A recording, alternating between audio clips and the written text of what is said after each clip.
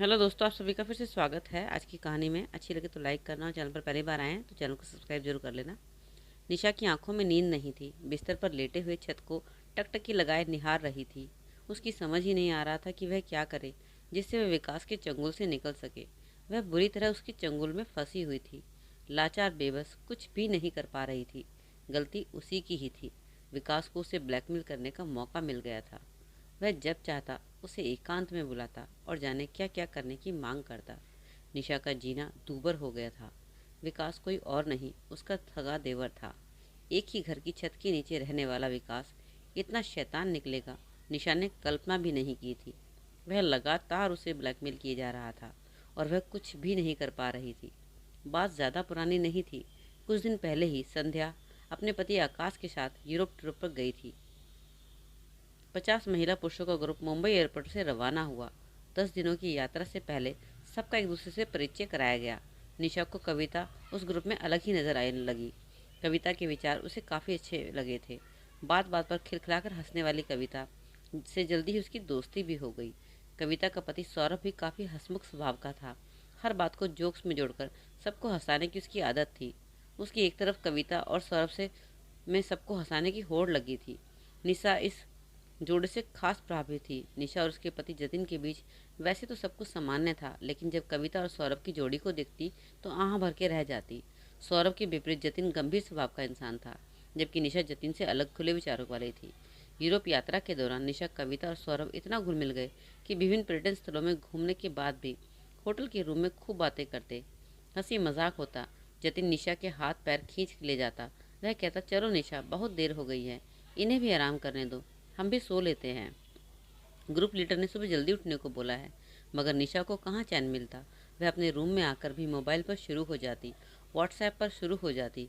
कविता से जो कमेंट भेजने का सिलसिला शुरू हो जाता। कविता ने निशा को फेसबुक फ्रेंड्स रिक्वेस्ट भी भेज डाली। निशा ने तुरंत स्वीकार कर ली। दिन में जो फोटोग्राफी वह लोग करते उसे व्हाट्सएप पर एक दूसरे को शेयर करने लगे और कमेंट भी करते। रात को कविता और निशा के बीच व्हाट्सएप पर घंटों बातें चलती। जोक से शुरू होकर समाज परिवार की बातें होती। धीरे धीरे सिलसिला व्यक्तिगत स्तर पर आ गया। एक दूसरे की पसंद रुचि लेकर स्कूल कॉलेज की पढ़ाई, बचपन में बीते दिनों की बातें साझा करने लगी। एक रात कविता ने व्हाट्सएप पर निशा के सामने दिल खोल कर रख दिया। शादी से पहले के प्यार और शादी तक सब कुछ बता दिया। शादी से पहले कविता की लाइफ में सौरभ था। दोनों एक ही कॉलेज में पढ़ते थे। दोनों का परिवार अलग अलग धर्म और जात का था। उन्हें प्यार में कुछ अड़चन आई। शादी को लेकर दोनों परिवारों में तकरार हुई। आखिर कविता और सौरभ ने सूझबूझ दिखाते हुए अपने परिवार को मना लिया। कविता और सौरभ की शादी हो गई। व्हाट्सएप पर कविता की लव स्टोरी पढ़कर निशा के मन में हलचल पैदा हो गई। उसे अपना अतीत याद आने लगा। उस रात उसका मन किया कि वह भी कविता को सब कुछ बता दे जो उसका अतीत है, लेकिन वह हिम्मत नहीं कर पाई कि पता नहीं क्या सोचेगी। वह उसके बारे में न जाने क्या क्या धारणा बना ले। अजीब सी हलचल में मन में लिए निशा सो गई। अगली रात निशा अपने आप को रोक नहीं पाई। रोज की तरह व्हाट्सएप पर बातों का सिलसिला चलता ही रहा कि मौका देखकर निशा ने लिख डाला कि मेरा भी एक अतीत है कविता। मैं भी किसी से प्यार करती थी, पर वह प्यार मुझे नहीं मिल सका। तो कविता ने आश्चर्य वाली स्माइली भेजा और लिखा कि बताओ कौन था, क्या लव स्टोरी है तुम्हारी। फिर निशा ने कविता को अपनी लव स्टोरी बताने का सिलसिला शुरू कर दिया। वह मेरे कॉलेज में ही था। उसका नाम अभय था। हम दोनों एक दूसरे से बहुत प्यार करते थे। हर एक दो घंटे मोबाइल पर हमारी बातें होती थी तो लगता था कि अधूरा है। लाइफ में दोनों खूब बातें होती थी और तकरार भी। दुनिया से बेखबर हम अपने प्यार की दुनिया में खोए रहते। हमारा प्यार सारी हदें पार कर चुका था। विश्वास था कि घर वाले हमारी शादी को राजी हो जाएंगे। इसी विश्वास को लेकर मैंने खुद को अभय को सौंप दिया। निशा ने कविता को व्हाट्सएप पर आगे लिखा कि उस दिन पापा ने मुझसे कहा कि बेटी, तुम्हारी पढ़ाई पूरी हो चुकी है। हम चाहते हैं कि अब अच्छा सा लड़का देखकर तुम्हारी शादी कर दे। मैं एकाएक पापा से कुछ नहीं बोल पाई। बस इतना ही कहा कि पापा, मुझे नहीं करनी शादी अभी, मेरी उम्र ही क्या हुई है। इस पर पापा ने कहा कि उम्र क्या होगी, 26 साल की तो हो चुकी हो। जब मैंने कहा कि नहीं पापा, मुझे नहीं करनी है शादी, तो वह हंस पड़े और बोले, सच में तुम अभी बच्ची हो। मैंने पापा की बात को गंभीरता से नहीं लिया, पर वह मेरी शादी को लेकर गंभीर थे। एक दिन पापा ने मुझे बताया कि एक अच्छे परिवार का लड़का तेरे लायक है, किसी कंपनी में सॉफ्टवेयर इंजीनियर है, 30 लाख का पैकेज है, वह अगले हफ्ते तुझे देखने आ रहे हैं। पापा की बात सुनकर मैं अवाक रह गई। मुझसे रहा ही नहीं गया। मैंने हिम्मत जुटाकर पापा से कहा कि पापा, मैं एक लड़के से प्यार करती हूँ, आप उनसे बात कर लीजिए। पापा ने मेरी तरफ देखते ही रह गए। उन्हें विश्वास ही नहीं हुआ कि उनकी नज़र में मैं इतनी सीधी सादी नज़र आने वाली लड़की किस हद तक आगे बढ़ चुकी हूँ। पापा ने पूछा कि कौन है वह लड़का। मैंने अभय का नाम बताया तो पापा का गुस्सा बढ़ गया कि कभी उस परिवार में मैं अपनी बेटी की शादी नहीं करूँगा। मैं अंदर तक हिल गई थी। मुझे लगा कि मेरे सपने रेत से बने महल की तरह धराशायी हो जाएंगे। मैंने तो अभय को सब कुछ सौंप दिया था। धरती हिलती डुलती नजर आ रही थी। उस दिन से पापा और घर वालों ने 2-4 दिन में ही मेरा ऐसा माहौल बनाया कि मेरी शादी अभय की शादी नहीं हो पाई। अगले हफ्ते ही जतिन और उसके घर वाले मुझे देखने आए। मुझे पसंद कर लिया, रिश्ता पक्का हो गया। पापा ने सख्त हिदायत दी कि अभय का जिक्र भूल कर भी कभी ना करूं। इस तरह मेरी शादी जतिन से हो गई। मैं अतीत को भूलकर अपना घर बसाने में लग गई। शादी को 2 साल हो चुके हैं। निशा ने कविता से व्हाट्सएप पर अपने अतीत की बातें शेयर की और अभय का एक फ़ोटो भी भेजा जो उसने अभय के फेसबुक अकाउंट से डाउनलोड किया था।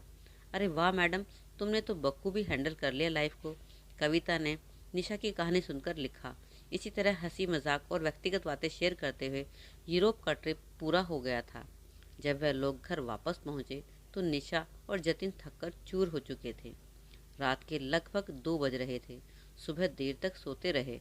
सास ने दरवाज़ा खटखटाया कि निशा, जतिन उठ जाओ, सुबह के 11 बज चुके हैं, नहाकर नाश्ता कर लो। निशा हड़बड़ाकर उठी, फटाफट फ्रेश होकर तैयार हुई और किचन में आ गई। नाश्ता तैयार कर डाइनिंग टेबल पर लगा दिया। तब तक जतिन भी तैयार हो चुका था। दोनों ने नाश्ता किया कि तभी निशा को ख्याल आया कि उसका मोबाइल कहाँ है। उसने इधर उधर देखा पर नहीं मिला। आखिर कहाँ गया मोबाइल, उसे ध्यान ही नहीं आ रहा था। रात को जब आई थी तो डाइनिंग टेबल पर ही रखा था। जतिन कहने लगा, निशा मैं ऑफिस जा रहा हूँ, आज बॉस आ रहे हैं, 3 बजे तक उनके साथ मीटिंग है। जतिन ने घर से निकलते हुए कहा। जतिन के जाने के बाद निशा मोबाइल ढूंढने में जुट गई। हर जगह देखा। ढूंढते हुए अपने देवर विशाल के कमरे में जा पहुंची कि कहीं उसने देखा हो। वह उसके कमरे में पहुंची तो मोबाइल विशाल के हाथों में देखा। वह मोबाइल स्क्रीन पर व्हाट्सएप मैसेज पढ़ रहा था। वह मैसेज जो निशा ने कविता को लिखे थे। वह सब कुछ पढ़ चुका था और मोबाइल को साइड में रखते ही जा रहा था कि निशा ने कहा, विशाल क्या कर रहे हो, मेरा मोबाइल तुम्हारे पास कहाँ से आया और क्या देख रहे हो इसमें। निशा ने पूछा तो हम उम्र देवर विशाल के होठों पर एक शातिराना मुस्कान दौड़ गई। कुछ भी नहीं भाभी, बस आपकी लव स्टोरी पढ़ रहा था। आपके लवर का फोटो भी देखा, बहुत स्मार्ट है। क्या नाम था उसका? अभय, विशाल ने कहा तो निशा की आंखों के सामने अंधेरा छा गया। कुछ नहीं विशाल, यह सब मजाक की बातें हैं, निशा ने घबराते हुए कहा। मगर भैया को ऐसी मजाक की बातें बता दूं? तो विशाल ने तिरछी नजर करते हुए कहा। उसकी आंखों में शरारत नजर आ रही थी। निशा को आकाश के इरादे नेक नहीं लग रहे थे। उसे अफसोस था कि उसने अनजाने में अपनी दोस्त के सामने क्यों अपने अतीत की बातें व्हाट्सएप पर लिख दी, और लिख भी दी तो डिलीट क्यों नहीं की कि तुम ऐसा कुछ नहीं करोगे विशाल, यह मजाक अच्छा नहीं है तुम्हारे लिए, निशा ने सख्त लहजे में कहा। यह सुनकर विशाल अपनी औकात पर उतर आया। भाभी जान क्यों घबराती हैं, ऐसा कुछ नहीं करूँगा, आप बस अपने देवर को खुश कर दिया करो। निशा गुस्सा पीते हुए बोली, मुझे क्या करना होगा, तो तुम क्या चाहते हो, इतना बताना पड़ेगा क्या आपको? आप शादीशुदा हैं, शादी से पहले भी आप काफ़ी ज्ञान रख चुकी हैं, विशाल ने बेशर्मी से कहा। निशा को लगा वह बहुत बड़ी जाल में फंसने जा रही है। अब करे भी तो क्या करे, और क्या सोच रही थी भाभी, क्या सोच रही हो भाभी? विशाल अचानक भाभी से जबरदस्ती पर उतर आया। मुझे सोचने का वक्त दो, निशा ने कहा। ओके नो प्रॉब्लम, जैसा तुम्हें ठीक लगे, पर याद रखना मेरे पास बहुत कुछ है, भैया को पता चल गया तो धक्के मार के घर से निकाल देंगे। निशा घबराने लगी और सोचने लगी कि अब क्या किया जाए, कैसे पीछा छुड़ा जाए विशाल से। वह देवर भाभी के रिश्ते को कलंकित करने पर उतारू था। वह जब भी मौका मिलता निशा का रास्ता रोककर खड़ा हो जाता कि क्या सोचा तुमने? विशाल मोबाइल पर निशा को कॉल करके, इतने दिन हो गए अभी तक सोचा नहीं क्या तुमने, क्यों तड़पा रही हो? विशाल निशा पर लगातार दबाव बढ़ा रहा था। उसका जीना दूभर हो गया। इसी उधेड़बुन में निशा रात भर करवटें बदलती रही। उसकी नींद उड़ चुकी थी। वह सुबह तक निर्णय तक पहुंचना चाहती थी। उसके सामने दुविधा आ खड़ी हुई थी कि वह खुद को बचाए या विशाल की वजह से परिवार में होने वाले विस्फोट से बचे। वह चाहती थी कि किसी तरह विशाल को समझा सके ताकि ये बात अन्य सदस्य तक ना पहुंचे, लेकिन करे तो क्या करे? अचानक उसके दिमाग में एक विचार आया था। हाँ, यही ठीक रहेगा, उसने मन में ही मन में सोचा और गहरी नींद में सो गई। अगले दिन निशा घर का कामकाज निपटाया और अपनी सास से बोली, मम्मी जी मुझे मार्केट जाना है, कुछ घर का सामान लाने, घंटे भर में वापस आ जाऊंगी। फिर निशा जब घर लौटी तो उसके चेहरे पर चिंता की बजाय चमक थी। उसने पढ़ा था कि राक्षस को मारने के लिए मायावी होना ही पड़ता है। वह विशाल को भी उसी के हथियार से मारेगी, उसका सामना करेगी। मार्केट से वह अपने मोबाइल में वॉइस रिकॉर्डिंग सॉफ्टवेयर डलवा कर लाई। कुछ देर बाद ही विशाल ने घर से बाहर आकर निशा के मोबाइल पर कॉल किया। निशा पूरी तरह तैयार थी।